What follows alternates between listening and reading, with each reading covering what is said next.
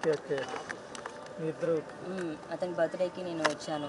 మరి అలాంటి మనిషిని కన్నందుకు పేరెంట్స్కి నేను థ్యాంక్స్ చెప్పుకున్నాను, హ్యాపీ బర్త్డే చెప్పాను. ఎవరు వాళ్ళ ఫాదర్ చెప్పారా రాజ్కి అండ్ థ్యాంక్స్ చెప్పుకున్నాను అతను అలాంటి ఇచ్చినందుకు. ఓకే చూడండి, it's so nice to be able to say that having a husband like you makes my world అని రాశాను. మరి ఇక్కడ కూడా నేను హస్బెండ్ అని, అది మా పెళ్లి అయిన తర్వాత మీరే రాశారు. ఇది ఎప్పుడు అప్పుడు తీసుకున్నారా పెళ్ళి అయిన తర్వాత ఇక్కడ ఇది కనపడుతుంది నల్లతాడు అదేనా? నల్ల పూసలది అది. అండ్ 2014 లో తీసుకున్నది, ఇది 14 or 15 అయి ఉంటది.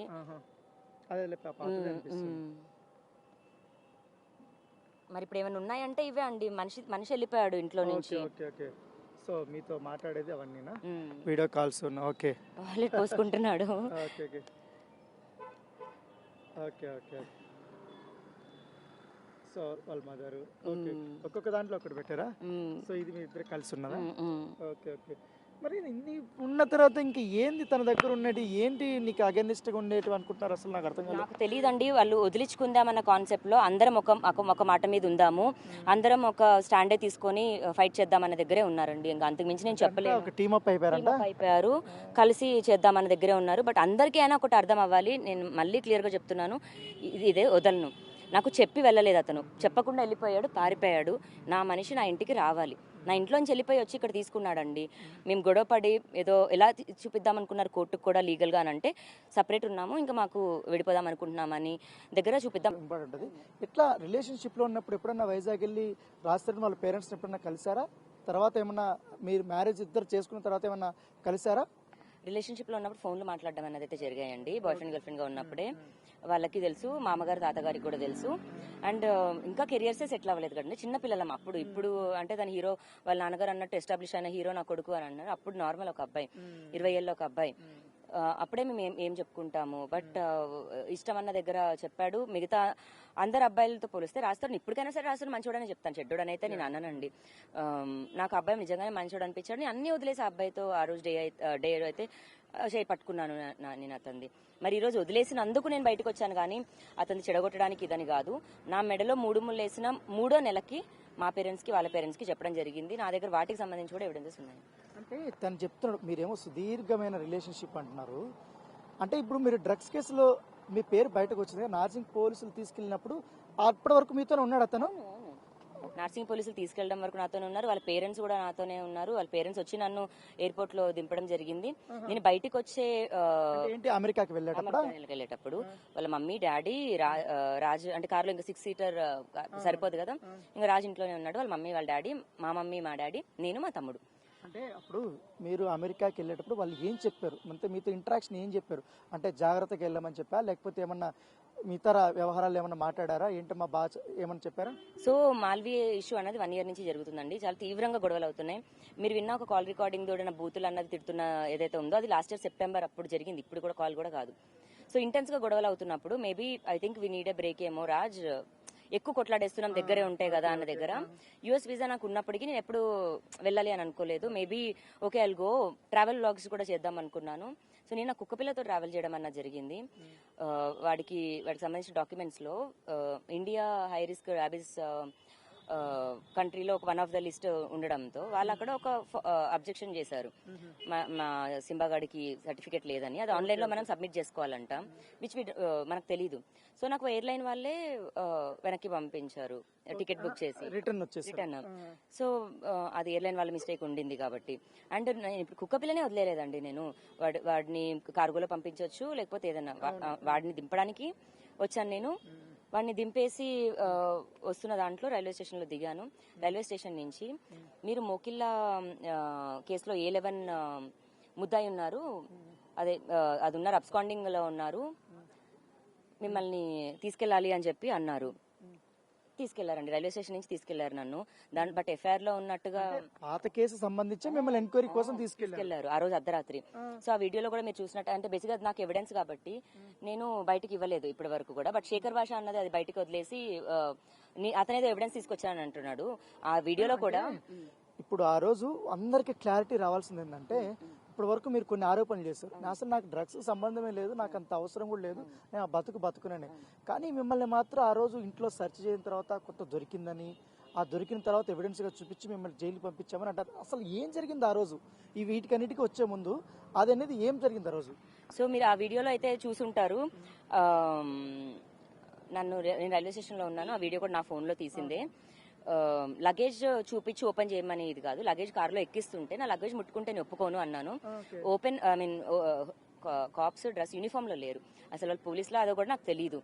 ఎవరో అర్ధరాత్రి తీసుకెళ్తుంటే ఆగండి అని అరవలేనా నేను? ప్రొటెక్ట్ చేసుకోకూడదా నేను? మా ఇంట్లో వాళ్ళు రానివ్వండి అని అడగకూడదా? తీసుకెళ్లారండి. మరి తీసుకెళ్లిన వాళ్ళు మోకిలా పోలీస్ స్టేషన్ లో అయిన కేసు అది. మోకిలా తీసుకెళ్లకుండా నార్సింగి తీసుకొచ్చారు. నెక్స్ట్ డే A2 గా రాసి రిమాండ్ కి పంపించారు. A1 A3 అబ్స్కాండ్ అన్నారు. ఇప్పుడు ఇంత ఎపిసోడ్ జరిగింది కదా, దీని వెనకాల మీకేం డౌట్ రావట్లేదా? ఎవరన్నా ఉన్నారు ఏంటి ఇది వెనకాల చేపించుంటారనే డౌట్ ఏమైనా వచ్చిందా? ఆ రోజు రైల్వే స్టేషన్ లో తీసుకున్నాను ఆ ఫోన్, నాకు ఇవ్వలేదు. నాకు ఇంకొకరిని కాంటాక్ట్ అవడానికి తెలియదు, కేసు అవుతుందని కూడా తెలియదు. మిగతా వాళ్ళందరూ స్టేషన్ బెయిల్ తీసుకున్నారు, మిమ్మల్ని కోర్టులో ప్రొడ్యూస్ చేయాలి అన్నారు. నేను ఆ కేసు మీద లోపలికి వెళ్తున్నానని అనుకున్నాను. బట్ రిమాండ్ కి పంపించారు నన్ను. బెయిల్ రాజ్ తరుణ్ మరి రాలేదు, ఫోను చేయలేదు, బెయిల్ ఇప్పించలేదు. మా పేరెంట్స్ కి కూడా అది డ్రగ్ కేసు అంటే ఏంటిది అని కూడా తెలియదు, ఏం బెయిల్ ఎప్పుడు వస్తుంది అని కూడా. బట్ NDPS అన్న యాక్ట్ లో లేట్ అవుతుంది అని, మినిమం డేస్ అని ఉన్నది. సో 43 days ఉన్నాను. నేను వచ్చే రెండో రోజు రాస్తారు ఇల్లు తీసుకొని ఇక్కడ షిఫ్ట్ అయ్యాడు. అంటే రిలీజ్ అయిన తర్వాత మీరు అప్పటి వరకు కలిసి ఉన్నారు కదా ఒకటే ఇంట్లో, అదే ఇంట్లోకి వెళ్ళి రాజధానిని కలవడానికి మీరు ప్రయత్నించారా? తర్వాత అతను నుంచి వచ్చిన రెస్పాన్స్ ఏంటి తర్వాత? సో నేను బయటకు వచ్చిన రోజు తను ఏమన్నాడంటే, మీడియా చాలా ఇబ్బంది పెడుతుంది అంటే, అప్పటికి రాజస్థాన్ ప్రియురాలు అలానే వచ్చేసింది కాబట్టి తన కెరియర్ కి ఇదవుతుంది, ఒక 2 months అంతా సెటిల్ అయిన తర్వాత నేను వస్తాను అన్నాడు. అలాంటి ఒక టైంలో ఫస్ట్ నా స్టేట్ ఆఫ్ మైండే నాకు ఇబ్బందిగా ఉంది. అలాంటి నన్ను దగ్గర తీసుకోవాల్సిన మనిషి దూరం ఉంటున్నా అంటున్నాడు. సరే పోనీ సినిమా అన్న పేరు పెట్టాడు కాబట్టి, కెరియర్ అన్న పేరు పెట్టాడు కాబట్టి వస్తాడేమో అనుకున్నాను. ఆ 2 months కూడా అతను మరి నిజంగా సినిమా చేసుకోవట్లేదు. మాల్వీతో ఎక్కడికి వెళ్ళాలో అక్కడ అన్ని వెళ్తున్నాడు. నాకు ఫోన్స్ కి నోటిఫికేషన్ వస్తున్నాయి, అకౌంట్ నోటిఫికేషన్స్ వస్తున్నాయి. మరి మాకు ఇంట్లో నాతో పాటు 15 కుక్కలు ఉన్నాయి, మా పరిస్థితి ఏంటి అని ఆలోచించి ఈ 2 months మీరు రిలీజ్ అయిన తర్వాత జరిగిన వ్యవహారం అది. సో 2 months కూడా నేను మార్చి 13 వచ్చానండి నేను బయటికి. July 17న case. సో ఆ 2 months కూడా నేను ఆగి వెయిట్ చేసి వస్తాడేమో అని చూస్తున్నాను. బట్ ఫోన్లు ఎత్తట్లేదు, అటు మాలవి దగ్గరికి వెళ్తున్నాడు. ఇంకా తప్పక రావాల్సి వచ్చిందండి. ఇప్పుడు 2 సినిమా రిలీజ్ అయ్యి, పురుషోత్తముడు మొన్న రిలీజ్ అయింది, ఇప్పుడు కొత్తగా తిరగబడండి రా స్వామి వస్తుంది. ఈ సినిమా లొకేషన్స్ కి ఏమన్నా మీరు ఎప్పుడైనా వెళ్ళారా షూటింగ్స్? అప్పుడు ఏమన్నా రాజ్ మిమ్మల్ని ఎవరైనా ఇంట్రడ్యూస్ చేయించారు ఎవరికైనా? సోన్సో అనేది ఎవరికైనా చేయించాడప్పుడు సినిమాకి సంబంధించిన వాళ్ళతో? మా ఇంటికి వచ్చే ఫ్రెండ్స్, క్లోజ్ పీపుల్ కి నేను తెలుసు అండి, యాక్టర్స్ కానీ ఆ డైరెక్టర్స్ కి కానీ.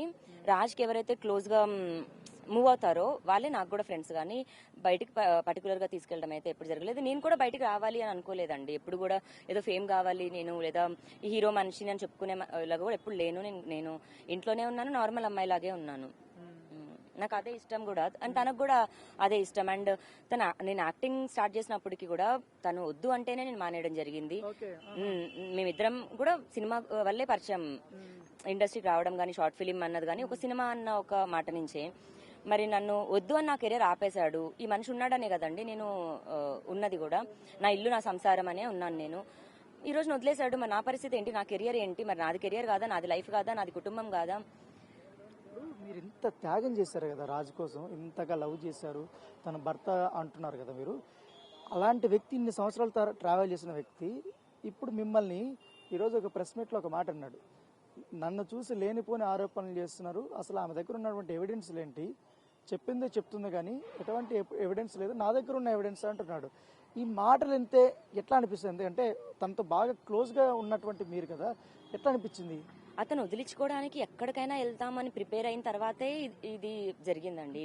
నాకు తెలుసు ఈ మాటలన్నీ కూడా వస్తాయి అని కూడా నాకు తెలుసు. నేను ఇవన్నీ 1 year నుంచి నేను ఆల్రెడీ అనుభవిస్తున్నాను. హర్యానా విషయంలోనే వీళ్ళు ఇదంతా చెయ్యాలి. నేను ఒక క్వశ్చన్ అడుగుదాం దానికి ముందే లేదు. ఈ హర్యానాకి సంబంధించిన విషయం ఆల్రెడీ మీరు ఇద్దరు రిలేషన్షిప్ లో ఉన్నప్పుడు, ఆ విషయం రాజ్ తరుణ్ వాళ్ళ పేరెంట్స్ కూడా తెలిసినప్పుడు, హర్యానా రాజ్ తరుణ్ వాళ్ళ ఫాదర్కి ఫోన్ చేసి వాళ్ళు కొంచెం మాట్లాడుకున్నారు క్లోజ్గా. దాంట్లో కొన్ని ఫొటోస్ బయటపడ్డాయి, నాకు చూసా. తను మందు తాగుతూ మందు బాటలు చూపెడుతున్నాడు, హర్యానాతో మీ గురించి, మీ వ్యవహారం అనేది డిస్కస్ చేశాడు. ఏంటి హరియానా అంత క్లోజ్ అయిపోయింది అప్పుడు ఏమన్నా రాజ్ తరుణ్తో? సో అప్పుడు అమ్మాయి బిగ్ బాస్ చేస్తున్న టైం అండి అది. బిగ్ బాస్ లో ఉన్నప్పుడైనా బయటకు వచ్చిన తర్వాత బయటికి వచ్చాక కట్ అయిపోయింది వాళ్ళిద్దరిది. అంతకు ముందు వీళ్ళిద్దరికి ఉండింది. ట్రావెల్ చేశారు, ఒక 3 months 4 months అన్నది ట్రావెల్ చేశారు. న్యూ ఇయర్ పార్టీస్ కానీ బెంగళూరు దగ్గర నుంచి వెళ్ళాయి.